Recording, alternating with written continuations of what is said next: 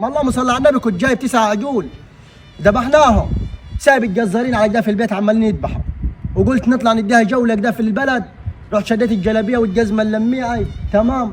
ايوه امال ما ده عيد لحمي، عيد الضحيه يا ابو عمو، كل سنه وانت طيب، لازم أن تذبح. ما ربنا مسحها وكريمها يعني، الحمد لله.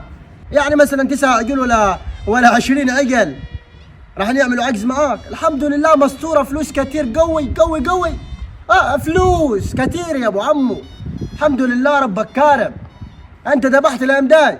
والله يا ابو عمو انا ذبحت سخن على قد حالي، بس مش للدرجه يا ابو عمو، 9 عجول حيين، والله العظيم تستاهل اللي عملوه فيك. السلام عليكم.